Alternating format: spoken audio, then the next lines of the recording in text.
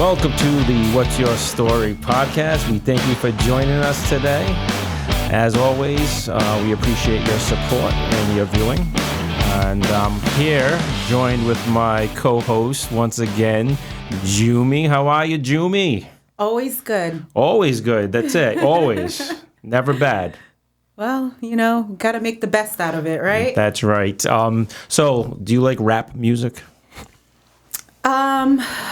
Ideally, I like music with no words. With no words? You like, Yes. what do they call it? Instrumentals? Instrumentals, yes, like violins. But if it does have words in it, it has to make sense. It has to have a story. Okay. So you like that meaningful music? Yes, meaningful music. Well, Soul music. soul.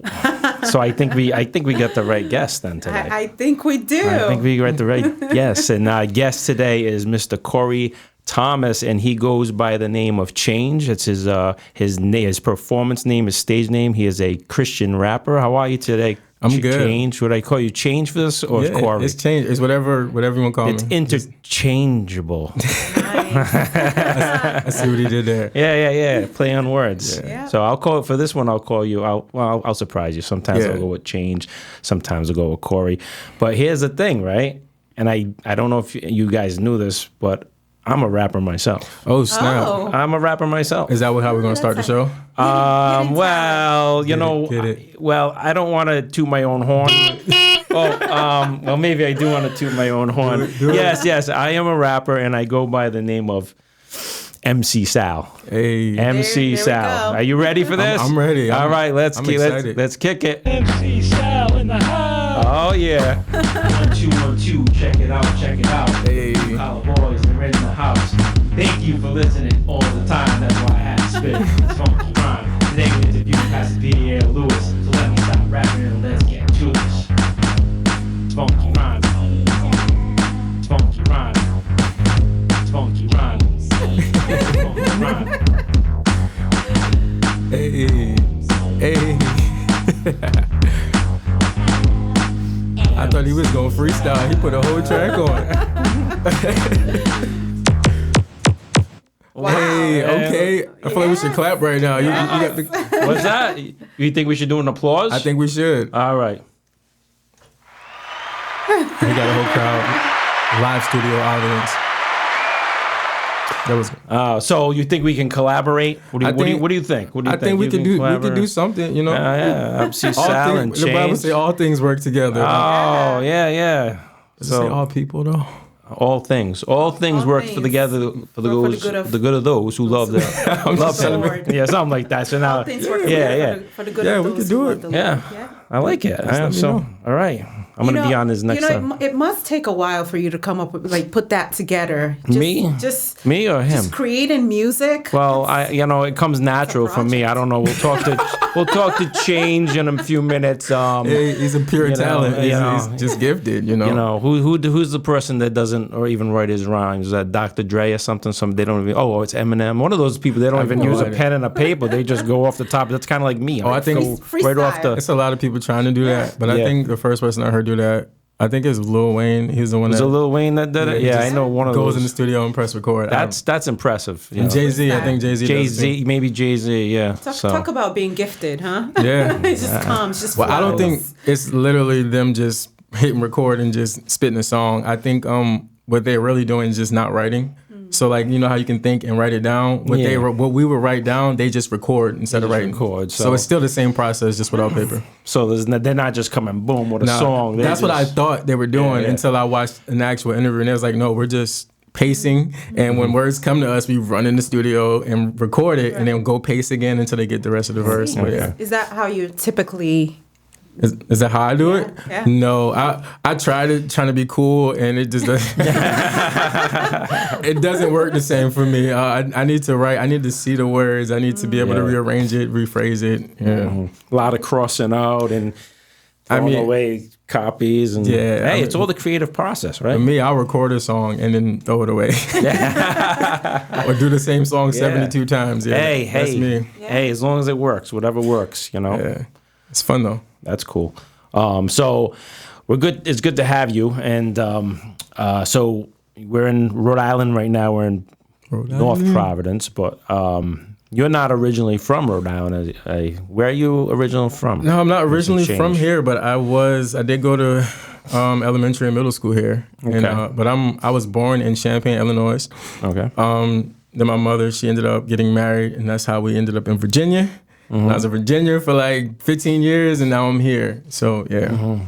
Was it Virginia Beach area? I lived in Virginia Beach and Norfolk, but mainly I spent most of my time in Virginia Beach. So, Yeah, I've been to Virginia Beach. A nice time. Didn't you enjoy that? Yeah, I Nice mean, area. you never know what you got till it's gone, though. You know, I didn't really appreciate it while I was there. And then I came out here and I realized I really miss Virginia Beach. Like, it's so much to it, then, you know. But yeah, it's a not nice, saying nice that. area. I don't want anybody in Rhode Island to be mad at Why me. you bad mouthing Rhode Island? I'm not. bro? Rhode Island is Rhode Island, but Virginia, you know, tourists go there. I never heard no one say I'm gonna take a vacation to Rhode Island. That's not true. You'll be surprised. Newport. There Newport. might be some, like I'm saying. Newport, Rhode Island. Have you been to Newport I've never yet? seen it on TV. Like, go to Rhode Island. I've never seen it. never. No. Yeah. I don't know what channels you're watching, but I've seen it. I'm just saying, I never seen it. But I mean, that doesn't mean it's not true, though, right? There's Newport is a big Well, tourist. Rhode Island have a way of just kind of it's keeping you grounded. It's a small community, you know. So Yeah. people who end up leaving, they always find themselves back here because they're like, oh, it's so small. Yeah. It's easy to get around, and if you like conveniency, it's the best state for you. So For sure. Yeah, you think you travel far. She's from Nigeria.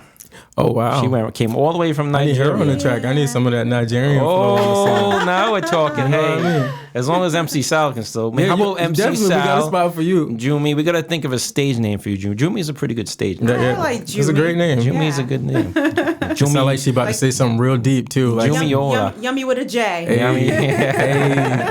Jumi. So what do you, so you went to middle school, so you came here as like a 12, 13, 14 years I old? left here around, I went to elementary school, and then I think I was like 2 years into middle school when my mother got married, and we ended up leaving. And I was actually really into basketball and doing really good. Oh, yeah? And I had high school was approaching me saying they already had a spot for me on the team. So I was looking forward to going to high school. And then my mother was like, hey, we're going to Virginia. And I cried. Cause I was like, what is Virginia? Like, I'd never heard of Virginia until we moved there. I didn't know it was a state. I ain't know. I ain't know. I said, people are actually in Virginia. I was like, what is that? So yeah. But when I got there, the funny thing is nobody knew what Rhode Island was. They was like, is that New York? I was like, no, it's Rhode Island. Oh, wow. So I had to tell people I was from New York my first 2 years just so they can stop asking me where Rhode Island is. I was like, y'all need to get a map because it definitely exists. They go Long Island? Island. Yeah, Long Island. I was like, no, you know what? I'm from New York. Oh, he's from New York. God forgive me. I did a lot of lying in that first 2 years. We understand. We've been there, done that. Yeah. You know. So, now, did you grow up in church? Did you go to church since you were young? Man, I was born on the first row of the church. Yeah. But I grew up in church because all of my family, like a lot of them were preachers and teachers, and like all my uncles, not all of them, maybe 3 of them, they're preachers. So since I was a little boy, all I knew was Sunday morning, go to church, Sunday school. So my mom carried that tradition over to Virginia, so it was always in church. Yeah. Mm-hmm. Now I know that you. I saw like a interview you did, and you said you were very discouraged when you were going to church with the pastor. Now, was that in Virginia? Or Yeah, that was Virginia. pastor, the church leaders. Why don't you tell us about that? Was it like a youth group or something? Oh, no. Or just the church in general? That was tough. So we went to Virginia, and my mother had been watching this preacher on, I guess back then when preachers came on TV, it was a big deal. So she saw him on TV, and he was really good. And he still is probably a really good preacher, but so she really wanted to go to his church, and then some kind of way we ended up moving to where the church was, which was crazy. And so we got there, and it was a great experience the first few services, and then when my mother became a leader, everything kind of like, you got to see the behind the scenes. It's like watching your favorite movie, then you go behind the scenes and see it really wasn't that dope. It was all like camera action, you know. But that's really what it was. It was like it was great. It was a great presentation, but behind the scenes, it was a whole lot of stuff going on. Like, how I ended up feeling discouraged and low was a lifestyle for me. That was, I believe we got to that church. I was probably 11. and I didn't leave till I was 19, 20. So that whole span, I was literally being talked about by preachers, lied on by people. It's so much to it. I don't even know what you want to know. But yeah, they start from the beginning. Was it like a mega church? Was it a big church? Well, I know that I don't know if they had mega churches so back then. It wasn't a mega church, but it was very. He had 2,000 members, and we had 3 services. But the building was. Like it started growing so much, they knocked walls down inside of the church to make it more space for the members. But then eventually had to add another service because there were so many people coming. But we started losing people because he started shifting up. I would say it was more, I didn't get like physically abused or like molested or anything. I just want to put that out there. But it was more mental and emotional like abuse for me. Like it would be like the person you look up to because he was like an apostle and like he was real gifted. And I don't know if you met people that's like super sensitive when it comes to prophetic, where they can tell you what you ate last night and you like, so you kind of naturally nervous around those kind of people. Like he used to walk past us and we'd be like, he might hear my thoughts. So you start singing songs in your head. So it was that kind of vibe. And that's how he carried himself too. Like he was like Jesus to the world, you know, so he would walk, like I went to the church school. Like the church had a private school that they started. So I never really experienced public school when I got to Virginia because I was at the church school. So he would walk into like our class during class because I mean he's the man, he can do that. He walked in and he'll just say stuff. He'll walk in, he looked at me one day and was just like, Corey, I just believe there's nothing that you're going to be able to do that's right in the future. You're going to end up in hell. And then walk out of class. Wow. And then I'm just looking around like, what just happened? You know what I mean? I remember one day, what really broke me because I felt like since I was 11 years old, I was fighting for approval from these people. And I was never getting it. Every time I felt like I was doing right, they were telling me, you're not holy enough. I wanted to be on the choir, the kids' choir. It was like, you can't be here because you're not living right. I'm like, I'm 11. But it was like you're not. I'm 11. Like, I'm looking back at it now, like, what 11-year-old is dotting every I, crossing every T? Wow. But yeah, literally, all I did was go to church. So, I mean, at that time, we was going from church literally Monday through Sunday. And I can explain that later on why, but yeah, they told me I wasn't holy enough, so I'm fighting for approval, and he just was like, no, you're not doing it. And then one day, I was like, you know what? I was reading the Bible and I saw how people were fasting to get closer to God, and I was like, maybe that's what it is. So I went on like a 3-day fast, like 12 years old, right? So like no food, like I was straight, I was not playing. And now, did your mother know this? I mean, I don't know. That's a little. Did my mom know that I was fasting? Yeah, like no. I mean, my mom was busy. She worked for the church, so I was doing all this on my own. I was reading the Bible all day, talking to Jesus, and it was a great experience. I was seeing things and hearing things. Now I know I was hearing His voice. I thought I was a superhero because I was hearing, things, and it was coming to pass, and I was like, that's cool. But yeah, so on the 3rd day of that fast, it was like a Bible study night, and he called, he was like, God just revealed to me the names that are in the book of life. And he was like, if you want to know if your name's in this book, he said, come up to come up and I'll tell you. And I wouldn't say I was overconfident, but I'm on a fast. You know, I'm like, yo, I'm in. I spent the last 3 days with Jesus, and he was talking to me for 3 days. Wow. So I'm like, if I was going to hell, that would have been step 1 for Jesus. You know, if we close, you're gonna let me know that I'm wrong. Right. So I was like, I'm gonna get in this line. Now, and here's what threw me off. There was a girl who, okay, I don't want to throw her under the bus, but she just got caught doing some sinning, right? That not like a week or two. That day she was caught in the act. Like the girl in the Bible, she was caught in the act. Yeah. And we'll use our imagination. Yeah. Okay. Just take it where you took it. Yeah. She caught in the act, and she was in front of me, and I was like, uh-oh. I was saying, uh-oh, she's going down. But here's the thing: he wasn't announcing your destination off mic. How I would probably do it, like if we had a long line like that, I would keep it personal and be like, hey, Jesus said, heaven, hell. You know, I would, but he was straight, heaven, hell. Like he was doing it on the mic. So it was like, if he don't say heaven, the whole church know you ain't going. So So she was in front of me and I was like, man, what if I'm not going? You know, I was thinking that, and then I saw her in front.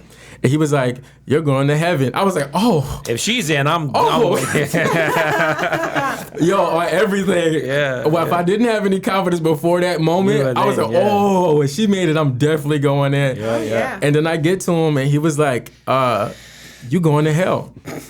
And so this is my first time in my life ever even talking back to this man. I was so frustrated that I didn't lead the line. Everybody got their destination or whatever, and they kept it moving. I stopped and was like, "Wait, what are you talking about?" I was like, "Check again." I told him go back as if I was at heaven, and they had the books up. I was like, No. I said, "What did I do wrong?" He said, "I don't know. You need to talk to Jesus." I said, "But obviously he talking to you." I was like, "You need to talk to him and tell me what I'm doing wrong." Yeah. And then I was like, "Bump it, I'm going to eat." That day I was like, "Yo, what am I doing all this for? If I'm putting my best foot forward, if I'm laying before God and I'm talking to him, reading my Bible, I'm doing everything that you said I'm supposed to do as a Christian and how to get to him, and then you still tell me at the end of the day I'm going to hell." I said, "Then this is all in vain. I'm about to go turn up, have fun. I'm about to do whatever I want to do. At least I deserve to go. I want to go to hell on a fast. I'm going to go to hell with a full stomach." So I walked away that day and I was like, "Bump it, man. I don't want to do this no more." Yeah. So I ended up like running away. I think the guy had one of those magic 8 balls and shook it. And yep, you're going to hell. But that's the thing about being gifted, man. You can literally be on point 100%. Right. And then when people, it's like, as a prophet, there's 2 things that you must do. One, you must let people know you're speaking from God, and then you got to let them know that you're speaking from you. Because most prophets, like with this guy in particular, he would say, "Thus saith the Lord." Like he'd be like, "God is telling me that in 3 days you're gonna get a new car," and you're like, "Oh, thank you, Jesus," or whatever. And then he'll say something off script, like something God didn't say, but he still didn't tell you that this is not God, this is him speaking. Right. So it'll go from God says you're gonna get a new car, but then he'll say, "But you need to." You need to get your attitude together, and you need to give more money to the church. You need to, sell everything you have. He'll say something that God didn't say, but he don't tell us that. So we just run with it and saying, "God said I need to give everything I have so I can get this car in 3 days." You know what I'm saying? So that's what he was doing. He would walk around and straight just give us random sayings from him. And then we're mad at God because we thinking Jesus is just mad all the time. And it took me till like maybe 4 or 5 years ago to realize that God is just not walking around angry at us. I'm like, if God was angry all the time, he would have blew this world up by now. Like if he was on the throne mad, like I just can't stand him, it'll be so crazy out here. Right. Yeah. I didn't know nothing. He never taught about grace, mercy. He only talked about hell and how we needed to repent and how we're not holy. And that was like the main messages for years. Right. So I know a lot about hell. I know, like, I didn't know anything about heaven because it was like not something we talked about. We only talked about wrongs. Yeah. How many people did this man damage though? Oh my gosh! I can imagine. It was so much more than that. I was just giving you little stories, but there was people that were being raped, and he was taking people's wives, and like straight up, like he was on another level. They can write a whole Netflix series just on that church, and I mean, unfortunately, they still open, but just in a different location. Wow. Yes, my mother protested. Like she came to Virginia and was protesting, because my little sister, she was killed, but she was a part of that church, and she was molested at that church, and she was abused and stuff. So my mother was like, we needed to go do something about this. So was it by him or someone else in the church? No, everything that happened at the church, they just kind of make it all everybody's the same. Some stuff happened because of him, but then some stuff happened because of the environment, and people, his leaders had free will. They were saying and doing whatever they wanted, and there was no consequences. You know what I'm saying? So, and when he would find out that something happened, he would kind of cover it up instead of confront it. Like when my sister got molested and we brung it to him, he told my sister, which she didn't tell me until like 2 months before she died, that he told her, "Oh, well, you might have wanted it." You know what I'm saying? Like that's manipulation. So when I say I'm out here to work on my heart and get everything together, that's what I mean by I need to dig deep and let Jesus heal and deliver, so I don't walk around angry. But he's been doing a great job on me. But yeah, that's just one of the stories. It's a lot, man. And from that point, I ended up spiraling into like, which now I know it was depression. Back then, I just thought I was just not eating and just off. But I was like 14, 15, just depressed, and started getting suicidal because it's like I didn't feel loved. And then honestly, I wasn't. If you really look at it, I wasn't loved. I wasn't appreciated. And my mother, she's a great mom, so shout out to my mom when she's watching. But Hi, Mama. when you're in a cult, they kind of brainwash you. So was able to talk in a way to get my mother to conform to them. Right. So my mother would hear stories about me and she would be like, you need to do better. Like, but she'll never ask me, did I do it? You know what I'm saying? Like somebody would lie and my mom would go with it. So at home, I didn't feel accepted either. You know what I'm saying? Yeah. So I felt like, don't nobody want me here. Don't nobody believe me. I'm being lied on. I might as well do some of these things. I'm being lied on, but I didn't. I just ended up getting suicidal and just wanted to end my life. And I was only like 14, 15 years old. So yeah. And it's sad to say that there are still churches out there like that, you know, people are going to and looking at the pastor or looking at the leader as, you know, someone that hears from God or looking at prophets. And I know coming from Nigeria, there's a lot of prophets, so-called prophets, you know, but, you know, they're false prophets. You know, they're people who are gifted, but they use it to their demise and not to God. And they say, there says the Lord. The Lord said this or God said that, but it's not really God. That's why it's good for us to have the spirit of discernment. See, you know, the danger in that is what I had to learn. I just studying because I'm like, God, look, see, I don't want to say he's a false prophet. I'm like, how can he be a false prophet if he was right? You know what I mean? Like, you feel me? Like I said, he said you get a car in 3 days. 3 days later, you get a car. But then some of the other stuff he was saying was just hurting me. I'm like, how can you be this and that? And God was saying, he took me to a scripture, and I don't know where it's at. We can Google it or something, but it says the gifts are called without repentance, right? So that means God will give you a gift, but he prefers that you use it for his glory. You know, so, but if you're born with it, you can use it whenever you want. And that's what people do with those prophetic gifts. They can turn it on and give you a word, and then they can turn it off and give you a word from them and manipulate the people. And I'm like, how come you didn't warn us? And he was like, you know, discernment, like you said. And a lot of us, we got caught up in the man. And if we were really just in tune with what God was doing, we would start to see that, okay, this isn't adding up. You know, I think somebody said you're not supposed to go to church and leave your brain at the door. Like, you know what I'm saying? It's like sometimes we can go to church and just take everything these people are saying and just go run with it and never study it out, never look it up for ourselves. Right. Some people are making up scriptures.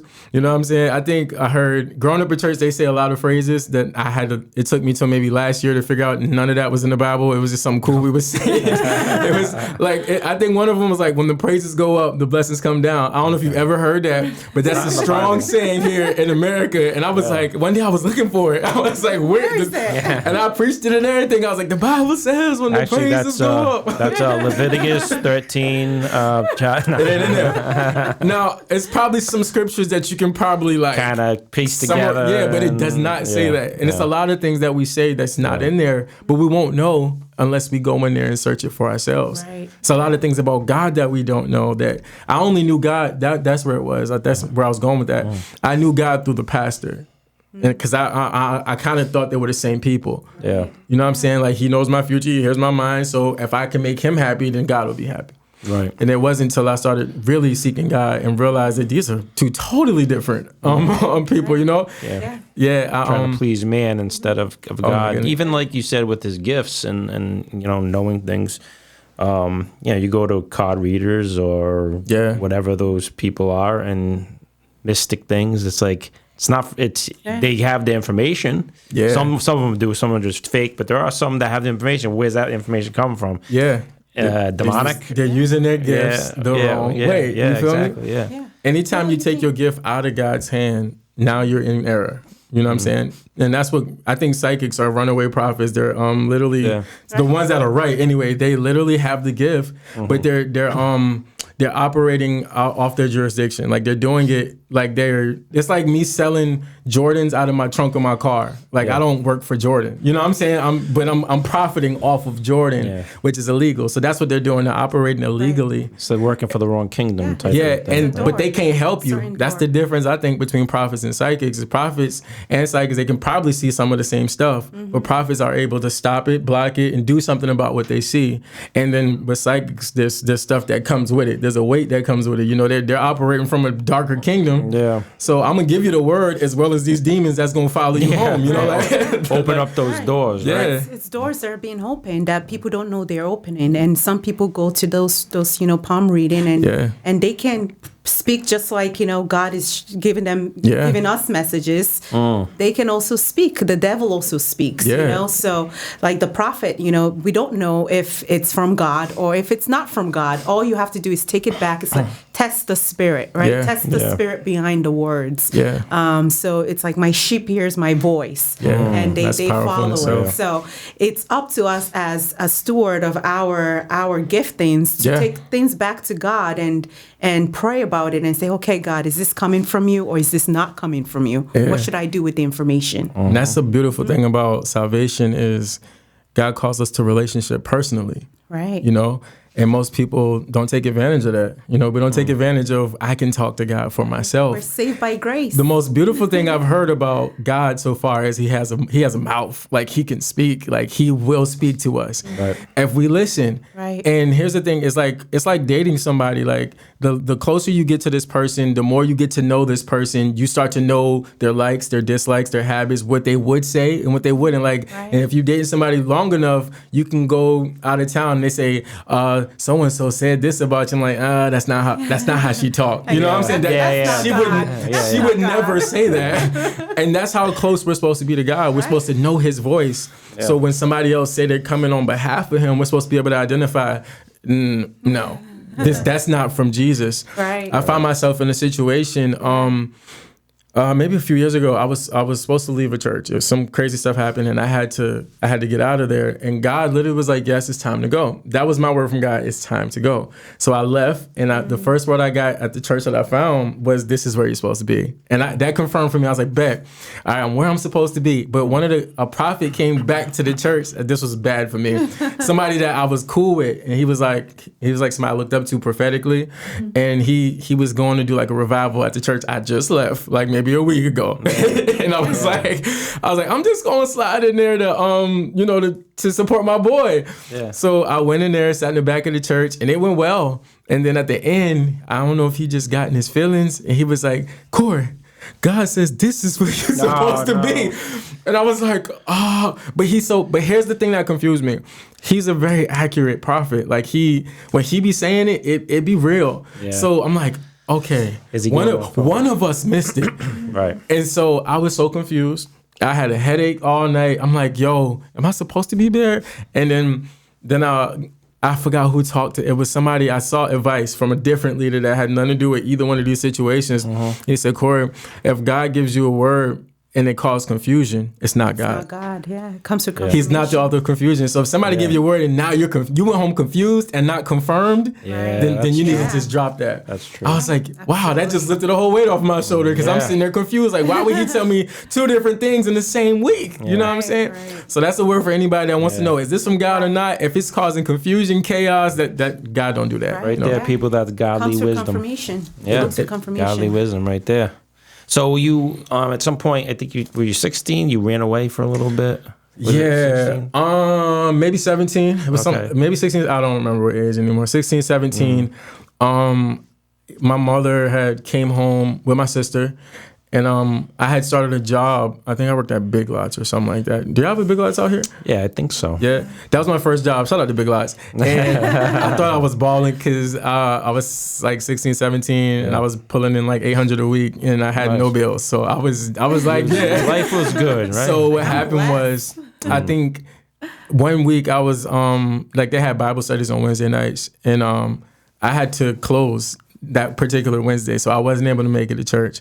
And he sent a message back home with my mother and sister to say that I'm gonna die or something because I'm putting my job over God. It was something crazy, and I didn't like how back then. Look back at it now, I didn't like how my mother and sister was excited to tell me that. You know what I'm saying? It was just like, he said, and I know they didn't mean it in that manner, but it was just like the energy behind it wasn't like, yo, I gotta tell you something. It was like, he told us to tell you. And I was like, I said, you know what? I'm tired of this. I said, God gonna kill me, he gonna kill me. So that night I just packed up everything. Well, I packed up a bag. And I literally I don't know if I dramatically jumped out the window like normal kids did. I can't remember. You probably made it I think I jumped out the window. Did you tie the bed sheet? On the first floor. Did you tie the bed sheet? Go down the bed sheet. Yo, I didn't have much anyway, but I did pack a little bit, and I left. I went to one of my friend's house, and my friend lived. This was funny. My friend lived like 5 houses down. Like, so if anybody watched me walk from the house, they knew exactly where I was, but they didn't. I made sure everybody was in their room, and I dipped. And no one sought me out. Like, I was gone for like 4 months. Wow. Not 4 a call. Months right down the street. I didn't get a call. I didn't get a text. I didn't get an email. Wow. I just completely was shut out. Right. And I ended up hanging out with some, they like to call themselves gangsters, but I don't see how. But anyway, so I was hanging with them. And they wanted me in their gang, and I was like, I don't want to be in y'all gang. Y'all not strong enough. Like, for real, like I don't know. It's crazy because I'm very nice, and for some strange reason, when I ran away, I had a bad attitude, and I had no idea where it came from. And so I was saying exactly how I felt. Yeah. And I didn't know I was talking to the head of the gang. Oh. That was, you know what I mean? He was telling me. And you told him you ain't that tough? You're not tough enough for me. Oh, wow. So this is what happened. He was like, oh, I am tough. So he gave me some boxing gloves, right? And he put some on. He was like, well, let's go. And I was like, you don't want to do this. Yeah. Because I've been wanting to fight somebody for years, right? Yeah. And he was like, you had it all pent up, right? He was like, you don't know who I am. And here's to add more context to it. The gangster was like 5'2". He was like, first of all, if he was real gangster, you wouldn't need boxing gloves. Oh, it was just him trying to show me that he can take me without hurting me. So I was like, okay. So I let him throw the first punch. I moved, and then I was just like uppercutting him, and he flew all the way back and said, I don't want to play this no more. And he took the gloves off. Talk about David and Goliath. It was crazy. Wow. So the only reason I told you that story is because I told him I didn't want to join their gang, they plotted to kind of kill me. Like they I don't think they would have killed you. I don't think that was gonna happen. I mean, these young kids out here, they would do anything to feel like they're doing something. Like you disrespected me, and but if you take them to where the real ganglands is, they will probably run home crying. You know, I'm like from Chicago, so where we see actual. But anyway, I don't even want to. That's not nothing to glorify. But I'm saying. That night, he tried to get me to join the gang, and I was like, no, I don't want to be under someone I can beat up. Like, and I was like, for real, why would I follow you? You're supposed to protect me. It's like, no, I don't want to be a security guard. Wow. So he got mad, and I just remember sitting in the back of the car, and my boy, he was driving, and he was like, yo, I think he was like, let me out, and 2 people got out of the car. And my boy that was driving said, yo, they talking about like killing you right now. They just talking about going to get guns out of this house. Mm-hmm. And I was like, so why don't you just drive off? I told him like, just drive off. Yeah. He's like, if I drive off, they're gonna try to come for me. And then it was too late. By the time we got to the end of that sentence, they was banging on my window. It was like, yo, we need to talk to you. And again, I have no idea where the attitude came. It stayed there. Like when I left out of that moment, I never struggled with attitude. So I don't know where it came from. But you punked him, huh? Wow. Yo, I got. He was like, we need to talk to you. And I was like, oh, okay. Yeah. What's up? I got out the car. Somebody hit me in the back of the head, and I hit the ground. And I'm starting. And all I know is they're stomping on me, and this is my only thought. They are messing up my good jeans. And I cannot. I wish I was looking this up. I was like, I just got these jeans. They put a hole in my sweater. I was upset about my outfit. Wow. And so once I realized they were messing up my clothes, I yelled. I was like, ah! And I jumped up, and it was like 7 dudes. They all just jumped in the car, and skeeted off. Wow. And then when I looked up, you wouldn't believe where I was. I don't know. I was in front of a church. It was no. And it was I should have guessed that one. It was not just a church. It was just how it was presented. I was on the grass, and I looked up, and there was this big cross on the side of a church lit up. It was a glow. It was like you don't know if you ever seen like a glow cross, and the cross had lights everywhere, and that had no name. It was straight. It was just like I was like. Oh, you're funny. I said, talk about a sign, right? You're funny. Wow. So God is good. God is good, you know. Yeah. You know, some people could speak into people's life and speak things into existence. Just like we have the authority to speak things into existence. And when some prophets or some people who are gifted are prophesying to people, they're actually speaking in people's life. That's why, when we are talking to either a pastor or so-called prophet or gifted person, we need to pray about it. We don't need to, you accept what you want in your life. So if you accept that, you bring that to you. It's kind of like people call it law of attraction, or like, people call it different things, but it manifests. So, I do believe that there are people who are gifted out there, and there are people who speak things into existence.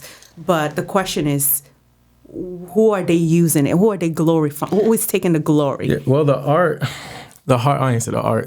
of a true prophet is the lifestyle. Right. You can tell a prophet if you know there's a glory that I feel like there's a presence behind the words that these people say. I can't speak on the behalf of someone I haven't spoke to.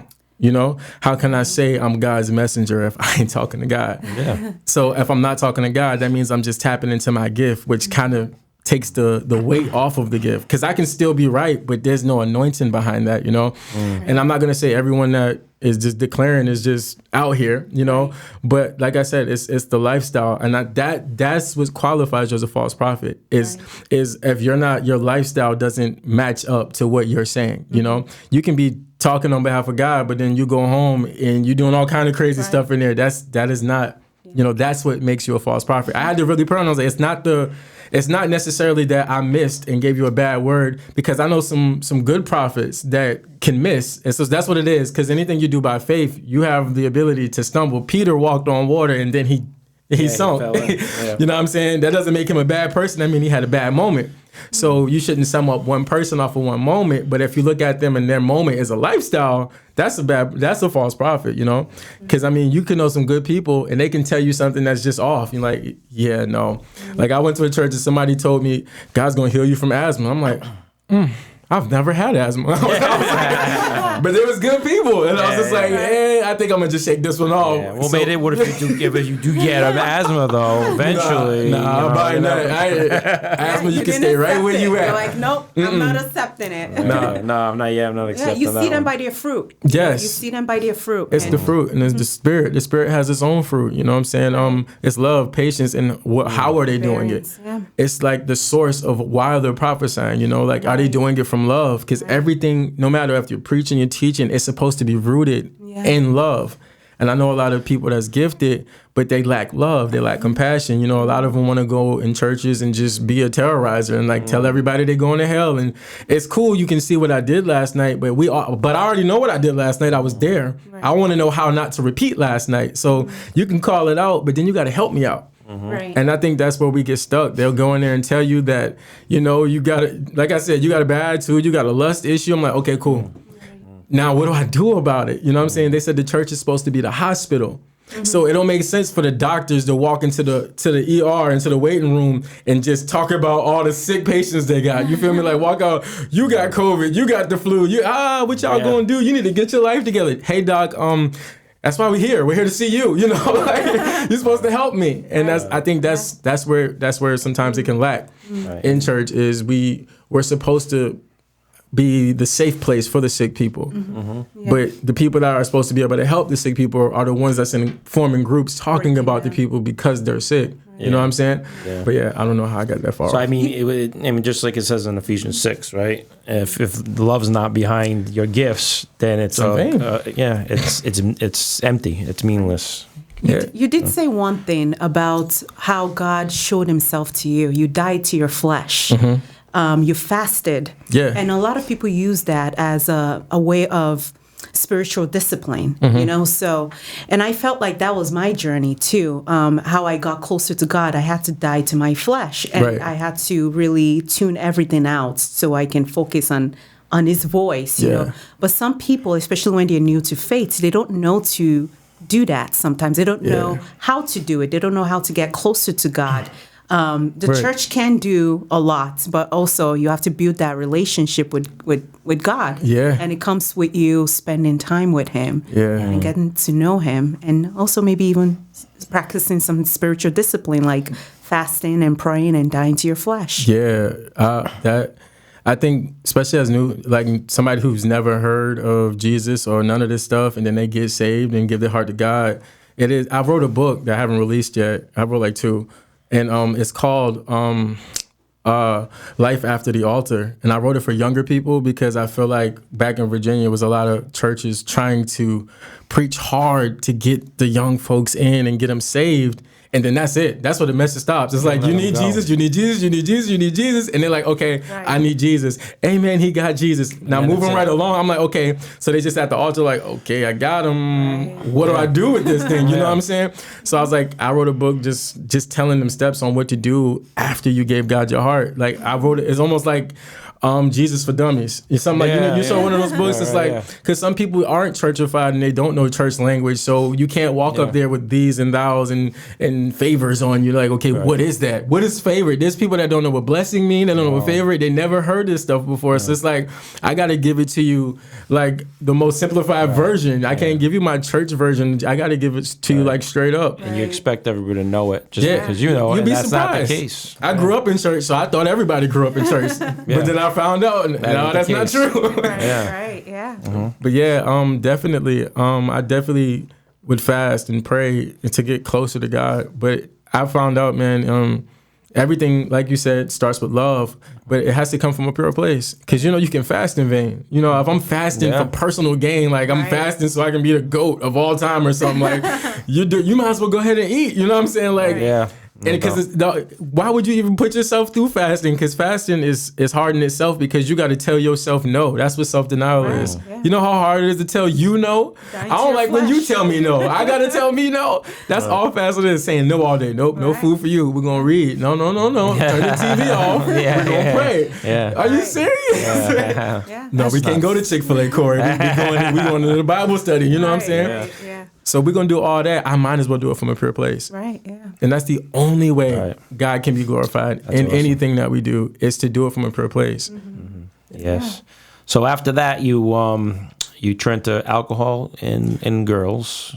Yeah. And it was kind of during the whole process. It was something process. Like that. Yeah. Yes. I don't want nobody to think I was out here just sleeping with a whole bunch of women. It was it was something that I called the station back and asked them to put in there because I told the story, but it kind of painted a picture of I was this perfect little kid that just was abused and I never did any wrong. So I wanted people to know that that's not the case. I went through some things, and then because of that, I did do some other stuff that wasn't in God's will.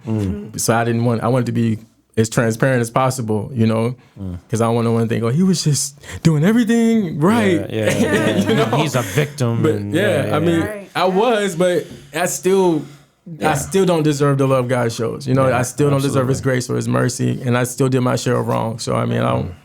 Yeah. So let's talk about the suicide attempt, because I mean it's crazy that I gotta say which one, but really. So I mean, right now, the one that on the video. You can tell us about every single one you. No, I can't do that. Okay, so you choose. We'll leave it your choice. Since we were talking about the church, I'll just go there. All right. I'd had to be probably 17, 18, and it just wasn't working. I was praying, and what's crazy was, what I know now is I was having visions. God was giving me dreams. He was really dealing with me. And because I wasn't being affirmed by the people that are supposed to be representing Him, they would hear what I said, like, God showed me this. He ain't speaking to you because, you got a girlfriend, or He ain't speaking to you. It was just, so it was like, okay, so who's speaking to me if it's not God? Right. So like I really was like, I got to that place where I got so low and I just was like, man, I don't want to do this no more. So I remember going home and I was like, I'm just gonna end it. So I think I don't even remember what pills it was. I just remember my mom, when she buys meds from the store, it's like she gets them from BJ's, and then anybody go to BJ's, everything is like huge. Everything's supersized. Yeah. But I remember grabbing a bottle of pills, and I took one. And here's the thing, I actually had a headache, so that's the only reason the thought to take pills came to my mind. So I was like, all right, I took one, and then I was like, you know what? I'm just gonna take pills until the headache goes away. So I don't know. I honestly don't know what the number was, but I know it was well over 7 or 8. How many pills I took? But then like I started to fall asleep, and then like right there I had I don't know if I was having a dream or an open vision, but I saw an angel, and it was a very how do you say this? It was it's scary at first when an angel reveals itself to you, because it's this big figure with wings, and you're like, first I thought I died. I was like, okay, this must be it. He was like, but he had a sword in his hand, and I was like, he's coming to kill me, right? Yeah. And he told me, have no fear. That was the first thing he said, is have no fear. And I was like, okay. He was like, I'm here to break this stronghold off of your life, you know? He says, because you have a voice that's going to reach the world, that's going to reach the nations. So I'm here to deliver you. Nice. And I was like, okay. And then he slammed his sword down towards me, and I woke up. So I was like, I snapped out of whatever I was in. That's I was like, okay, I don't know if I just died in a dream or whatever, but I felt free. I felt whatever weight that I was carrying then, it was lifted completely off of me. And I don't remember ever struggling with not wanting to be here from that point. But, you know, growing and as an adult, things do spiral, and somehow you end up back where you started. Yeah. But I'm just talking about that particular moment. Yeah. The angel, the vision I had, it broke off my life. And I don't know if anybody listening, it doesn't take an angel to break depression off of you. Right. But I was in a place where the people that are supposed to be my physical angels, you know, the people that's supposed to walk with me, they weren't in position to help me overcome what I was dealing with. So God literally had to step in himself. To intervene in that, but on your which behalf. Is incredible to me. Like if he can't use, if everybody's saying no, God still, like that's why Jesus even came, because he couldn't use nobody else. He's like, I'll do it. I'll do it. Because so you were he'll at the never end, leave you hanging. You were at the end of your rope, and you needed him. You needed that because you didn't have those people around you at the time, like you said. So you needed that intervention to save you. I had no idea what I was doing. I was taking all those pills, and I didn't write no letter. So it had just been like people that just kind of made up a story. You know what I'm saying? I had no idea what they would say about me or what, but I'm here. But but Hallelujah. God is incredible. Thanks be to God. He's incredible. He'll step in right when you need him, man. Absolutely. He's proved that. God is good. No doubt. So go ahead. Now, you know, back then you didn't see yourself this far. And imagine so many people who actually had a calling in their life, and they just handed it right there. You know, they don't see themselves that far, right? So when you look back now, are you grateful that you actually just, you know, you went through the process, but you came out of it. You came out of the pit, you know? So, and now you're using your voice and your story to bless other people. Yeah. See, honestly, when I first came out, I wasn't grateful. I was like, I don't understand why I had to go through that. But now I do. I look back, and every time I look, I see God in something, you know? The only reason I know, like people would say, you can really pray. And the only reason I can is because God was the only person I got to talk to. You know, like I didn't tell you the pastor paid people to not be my friend. Like I have friends that he paid them to not talk to me. Like, so I'm in the corner crying out to God. Like I'm literally praying. And then there was moments where all I would do was read my Bible all day, because that's literally all I had to do. So I fell in love with studying and talking to God. So looking back at it now, it was like God had me in some kind of boot camp in the middle of this war. Like I was in war, but in boot camp. And I got to know him for myself. You know what I'm saying? Like most kids growing up, you only know God based off what your mama said and what the Sunday school teacher taught you. You know what I'm saying? I don't know any 11-year-olds saying I'm going home and I got to fast. But but it was in that. I look back, I literally see it was God who kept me every single one of those, every single moment where someone tried to break my heart or break me down. It was him that was holding me, and him that was putting me back together and drying my eyes at night. And you know what I'm saying? Like he was holding me to sleep. It was him. He was preparing He never left me. I was like, how could you put me there? He was like, we was there together, Court. Right. And that's what I want somebody to know. You're not in it alone. God is walking with you. And whatever you had to go through, he was there. That's why you're here. Say that again. He was there. Say that again for our listeners. And I don't want you to feel like you were alone, because if you look back, God was walking with you the whole time. Right. The only reason we made it out, if you look at firemen and they go grab somebody out of a fire, they're running through the building. In your head, you just going through the fire. Like, no, you're being carried through the fire. You know what I'm saying? It may be smoky, it may be chaotic, but God was right there with you every step of the way. And that's why you didn't lose your mind. And that's why you didn't go through with the suicide attempt. And that's why you didn't go through with whatever else that you was planning, because God was there. And even though the hardest part is with this walk that I'm finding is to trust God when you can't trace him. You know, like I can't feel you, I can't sense you. But that's when I have to. That's where, how do you say this? That's when you know your walk is real, when it's tested. You know what I'm saying? I can't really say I got faith if it's never been tested. Right. Yeah. You know what I'm saying? So it's in the test is where faith stands up. Amen. And I get to see God for who he really is. And yeah. Deep. That's deep. That's awesome. That's awesome, man. So when did you get into rapping? Were you were you young, or was it later in life? It was young, and then I dropped it, and then I picked it up again. I think I want to say I was 15, and I was at the church still, and I was heavily. I think it's weird. A lot of stuff that birthed in me came, I want to say, from being depressed. But I was depressed, 15, and there was this girl at the church, and she left her notebook beside me, and I was being nosy. I hope she don't see this. But I opened it up, and I thought it was like her diary, because I was like, let me see if she's talking about me. So I opened up this thing. Everything she said rhymed. And I was like, what kind of diary is this? But it was dope, though. It was like everything she said, it flowed and it rhymed. I was like, yo, what is this? She was like, why you got my notebook, first of all? And she said, that's my poetry journal. I said, poetry? What in the world is poetry? And I read, all it took for me to do was read that one poem, and I unlocked the gift of poetry. Whatever, if that's the thing. That's I went home and I wrote so many poems.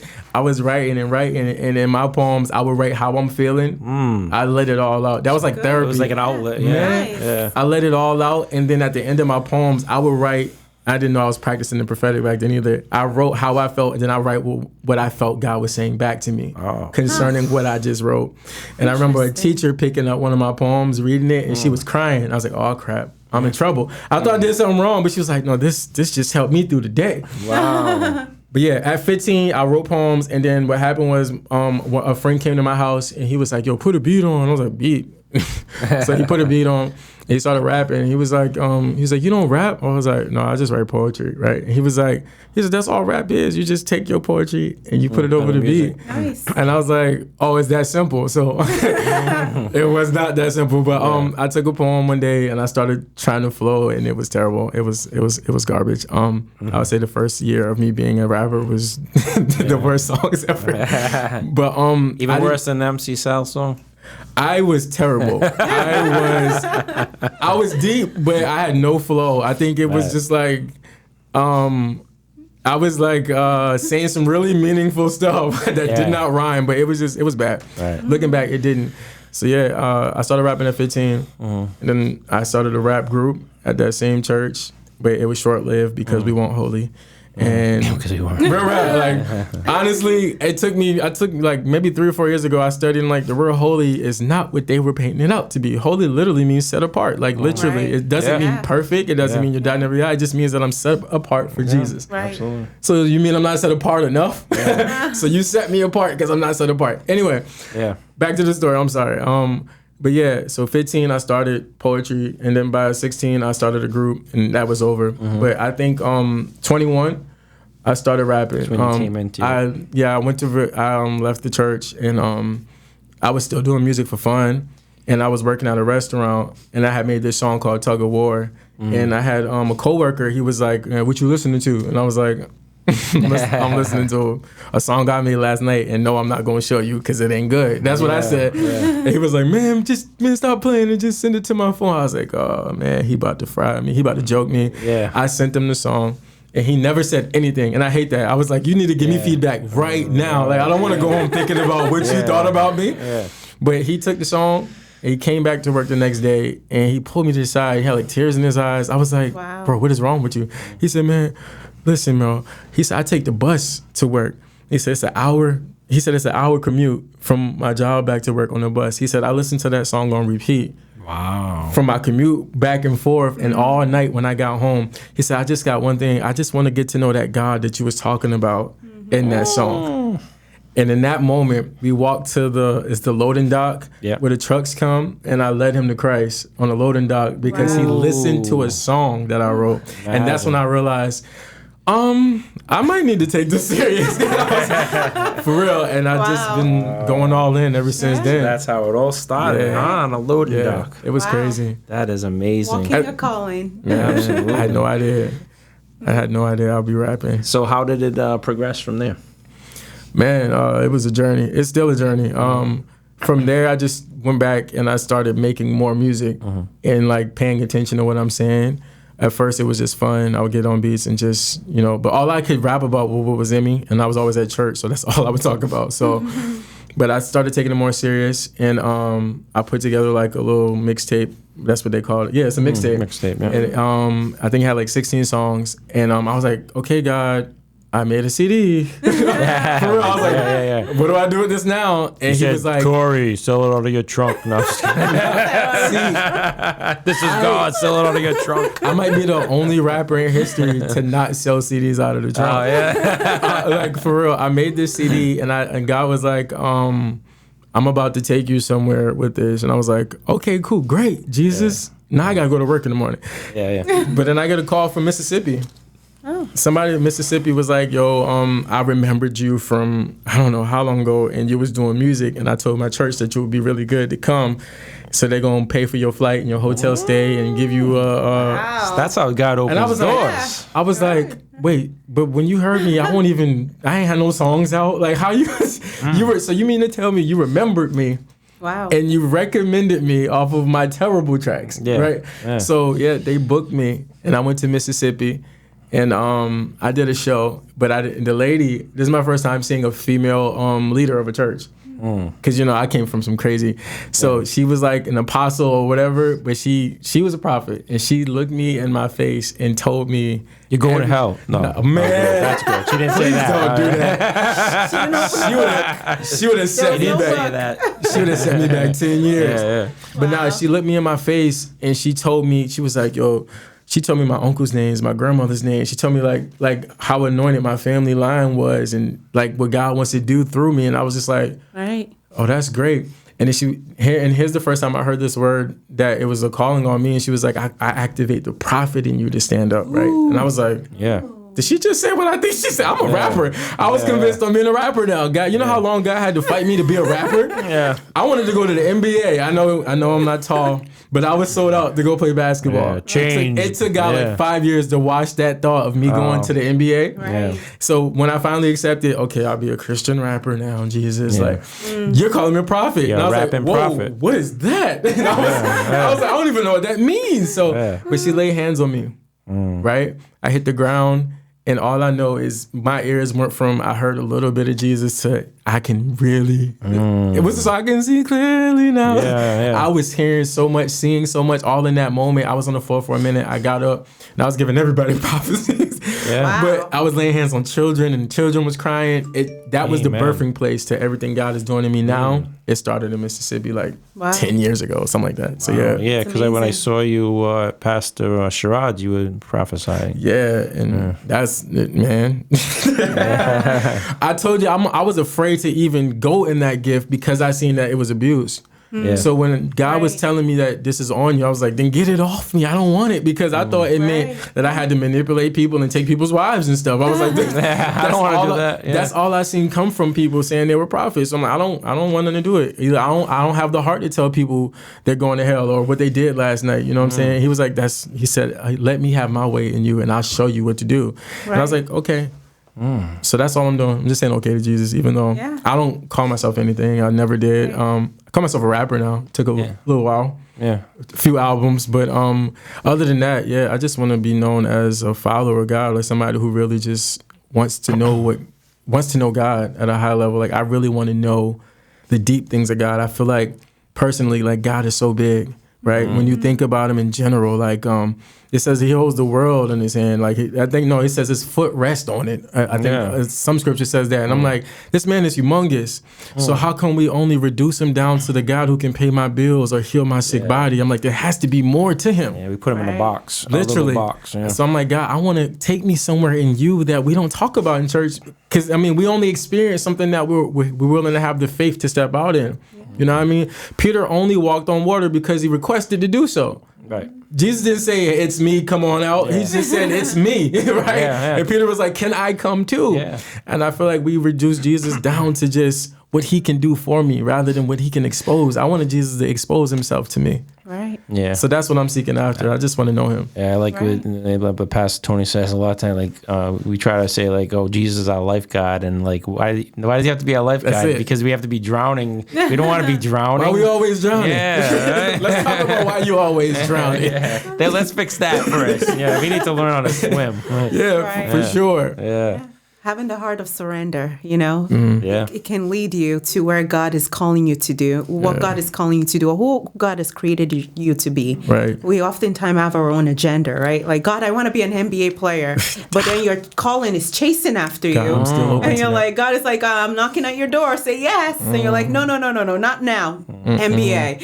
You know, Yeah, so, for sure. you know, your calling will chase after you when God wants you, when God wants to use you greatly and set you apart. I think the more I told him no, the more he talked to me. It was just like, no, I'm not doing it. And he got stronger and stronger. I was Yeah. like, man, I'm saying no. Do you not hear me? Yeah. So it's just like, I don't know. I think maybe he really uses me because I have a heart that he can take it if he wants. Like I'm not attached to, prophesying. I'm attached to him. I want to feel him. I want to, when he talk, I enjoy hearing his voice. Yeah. And it's an honor that he chose to speak to me. You know what I'm saying? So I'm more interested in getting to know his heart than using the gifts that he gave me, And I think that's the only way I can stay pure. You can stay humble and whatever, because I don't care if I give a president a word and it comes true. I'm going back home like, hey, God, what's up? I love you. It's not about me. Right. I did a prophetic class at my uncle's church in like March, and I was telling people, when God gives you a message, you got to see yourself as we're just the mailmen for Jesus. And mailmen, their only job is to deliver the mail. You know what I'm saying? No, I never seen a mailman Open the just letter because for you. he Read it to you. delivered the check to your house. Yeah, he brought the check to your house, and he comes back and is like, hey, remember I brought that check to you. No, you just delivered it, bro. Yeah, It and didn't you come live on from your you, way, yeah. and it's not because of you. You're just the middleman, and That's that's a what I good- want people to realize. that's a If good you are a analogy. prophet, you are just the mailman. We're just delivery boys. You know what I'm saying? We like the Uber for Jesus. We just we delivering a package. It has nothing to do with me, but this is what he said. Boom, and I walk away and then Right. take my hands off it, and that's where I stay at mentally. I'm just delivering a message. That's a good way to look at it. Like, Yeah. to stay humble, like you said. All I'm doing is doing what he say. Get out the way. Absolutely. So you rapping? You have you been using like your testimony as well as far as your message? Like how you going about you rapping about things that you went through? I know you've done like speaking arrangements at church and you've done some preaching. How is it all like fitting together? That's fairly new. Not really. The preaching thing just happened maybe 1-2 years ago. I was denying that. I'm like, I can't preach. I'm a rapper. I like Jesus keep adding things, and I'm like, listen, look. But anyway, as far as what you said, my testimony, because I feel like the best way to make music or be creative is to use what you have. And all I have is, it says we overcome by the words of our testimony. So I give people what I have. So I write my real feelings. I write what I've really been through. That's how I do it. Now, I might not, every song ain't gonna say I was suicidal or I was taking pills, you know what I'm saying? But what comes out is my walk with God or my questions for him. And, Christians are still in the world. Like, I know it says we in the world, but not of it, but we still got to be in it. You feel me? Yeah. And most times we try to remove ourselves from it and live on Mars spiritually, but no, we still here, and we're supposed to have an impact here. And because we're here, we have real lives. So that's what I do. I rap whatever I'm going through, whatever I experience. Whatever, if God gives me some crazy revelation, I find some way to Get the put that in a message. song, And sometimes it comes out fun, something you want to jump to, and sometimes it comes out something you may cry to. So. Right. And you're touching people's heart with all these people. Right. And you're introducing them to Jesus through your music. That's your ministry, and that's unbelievable. That's crazy. That's the goal, man. Yeah. So how many albums do you have? Hold on, let me look. Honestly, Wow, I caught him off guard with that. See, they drew me. He's humble because he doesn't even know how many albums. He's like, whatever. Just humble. I'm just here to get the Just message cruising. through. I know I just released a project maybe, I think it was May 28th. I dropped an album. That's Hear Me Out. Yeah, and then I dropped a worship album called Still Loading. So that's 1, 2. I just went away. I think it's like 7. Okay, we'll go with 7. 2, 3, That's 4, 5, 6, 7. I was right. 7. That's a number of completeness. 7. It's too. 7. Yeah. I like that. Right, 7. That's a good number. Yeah. Now I hear that you're up for some awards. Yeah. Let's talk about that. That's crazy. Yeah, the Kingdom Image Awards. I was nominated for Christian. I think they just narrowed it down to just straight hip hop artist of the year, and then it was I think it's album of the year. I know there was 2 of them. It's something like that. Yeah. You want to look that one up for us? I forgot that. All right. I got it. I had to. Okay. It's something like that. I know it was 2 awards. So we have 2 awards, and that's kingdomawards.com. It's Artist of the Year and Hip Hop Artist of the Year. Artist of the Year and Hip Hop Artist of the Year. And so that's going to be in Columbus, Ohio on November 3rd to the 5th. Mm-hmm. Okay. And how do people vote for you? Do you know? They have to go to that website. I'll put it on. Yeah, it's Kingdom. It's Kingdom. I need to do better. You got it already? Kingdomawards.com. It's kingdomimageawards.com. Oh, I'm sorry. Yes, I do have that. Kingdomimageawards.com. You can go on there and you can vote for change for Artist of the Year and Hip Hop Artist of the Year. Yeah. That's pretty crazy. So you're going to be in Columbus? Possibly. Yeah, possibly. You're going to celebrate your awards? I haven't won them. I've been nominated. I'm a prophet too, I'm prophesying that.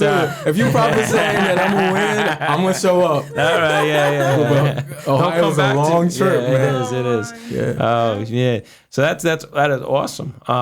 And you have another thing coming up, Underground 101 concert series event. Why don't you tell us a little bit about that?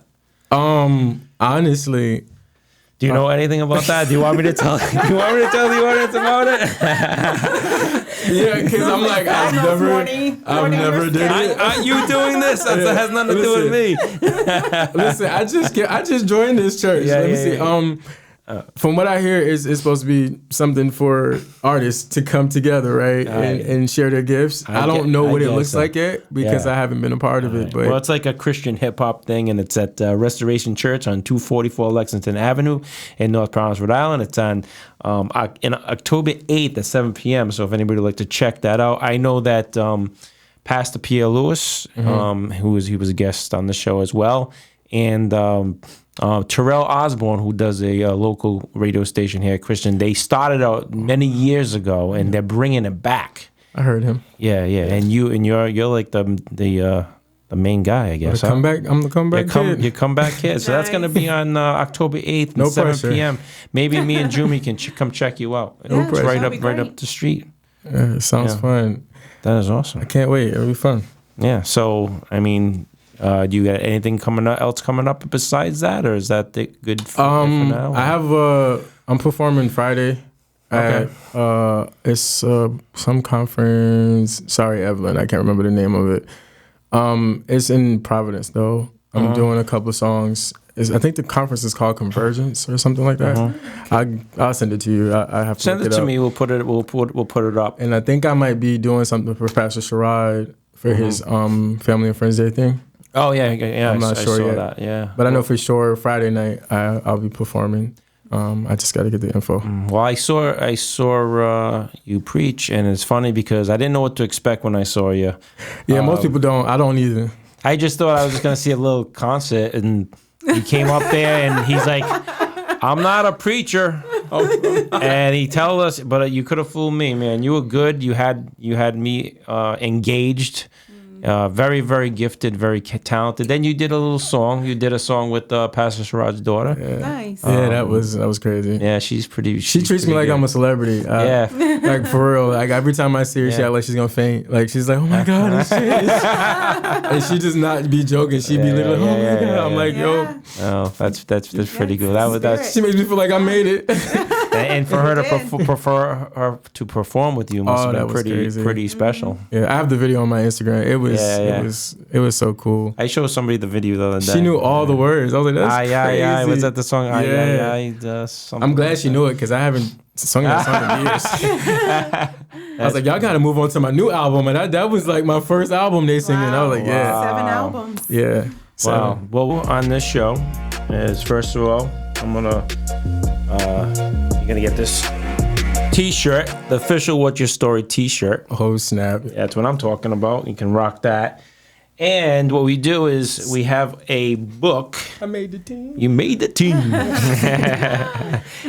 Book. What's Your Story book? And it has change on the binder. And it has your picture. So That's crazy. What I'm going to ask you to do. So is that my book? Did I write that? Yes, it's your book. You wrote it. This is the book of your story. This is your story. That's crazy. So what I'm going to have you do is you take your headphones off and you're going to place on the bookshelf right above you. And then you're going to be on the bookshelf of fame. Hey. How's that? That is cool. That's what I'm talking about. So I'm about to be on the wall of fame. Wall of Fame. Headphones off. You want me to do that now? Yeah. Hopefully I'm tall enough to reach the... I got a step ladder if you need it. You want to be in the NBA, you can't reach that bookshelf? Right next to Jared Tillinghast up there. Right up there. Right up there. Yeah. Yeah. Nice. Yeah. That's what I'm talking about. Big book. Yeah. So, yes. Do I need my headphones again? You don't need them, but I'm just going to give you an applause. So once again, thanks for joining us. We have a special surprise. Mm-hmm. It's not that big of a surprise. We're going to end the song. You paid all my bills? No. Oh, I'm sorry. I thought I was all Oprah. Jesus got you.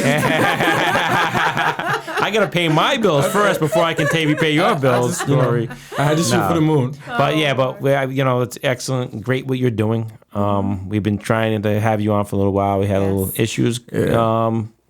Personal issues, and we got you on, and it's great what you're doing. You're sharing God's word, and you're introducing Him through your song, and it's awesome. So what we're going to do is we're going to end this podcast. We usually have the outro song, but we're going to play a song from your Hear Me Out album. Oh, snap. And it's I really like this song. It's called The Whole Vibe.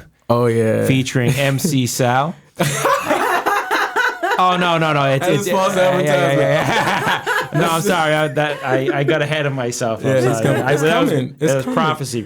We need to get a track together soon so we can do this October 8th That's thing what together. I'm saying. I'm going to be on stage. Maybe I can open up for you. Yeah, for sure. Cool. So it's Whole Vibe featuring Jermaine Lamar. Yeah, so I really like boy. this song. I think you're going to really enjoy that. And this is going to...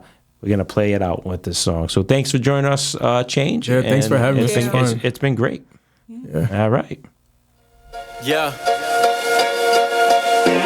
I'ma do it like this. Cambio. Hey. It ain't the end or the beginning. Guess I'm somewhere in the middle. They been acting foul like they don't see me with this whistle. And they can't get through my door, so they tryna find a window. I mean, I ain't difficult, but I'm everything but simple. I got big faith. Talking Bruce, spit flames. Make them wiggle like a loose tooth. Say his name, they ducking, running like I said goose. I guess the truth is something they ain't really used to. Fix your face, why you acting tough? Whole squad and we acting up. Big faith and we on the move. All we know is I can't lose. It's Mr. Every time you see me, always talk about the struggle. Cause I got it out the mud, baby boy, I had to hustle. See, my faith has been the muscle. I've been running like Usain. I've been willing to connect like them things on the train. Give me a moment, I'm dancing, holding this thing for ransom. And if they asking me what happened, I don't have no answers. I'm unarmed, but the whole car, they still got their hands up. Please be seated, never mind, everybody stand up. This is what I do. This is what I do. I gotta keep it true. I make the crowd move.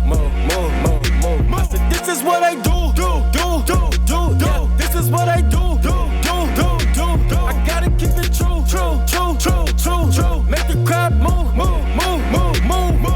Hey, everything I do is a part of me. If you listen, you will understand the heart of me. I know time keeps moving, it's a sharp to me. I paint where my van go, it's a art to me. And this beat is my canvas, got me praying like a mantis, that it crossed the Atlantic to a lost world like Atlantis. I bring the heat when I brand it, without the gimmicks or antics. SOS when I'm landing, see I'm just trying to find a stranded. I'm just hoping they don't die, the right brothers are gon' fly. Avoid the people that's gon' lie, cause they ain't hang like a bow tie. They ain't hang like a bow tie, or the trailblazer, I'm so fly. I don't slack or button up, if you're too casual, don't try. See this juice make it so glow, cherry curl when I come through. I sing as soon as I hit the door, roll me wrong with a gold tooth. See I don't know if we ever met, but I know somebody that knows you. He knows what he put in me, he just wanted me to show you.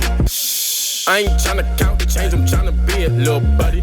Get it out the mud, so my feet a little muddy. I been stomping on the devil, so he looking kinda grumpy. Got my fist ball tight, bro, he don't really want it. You know me,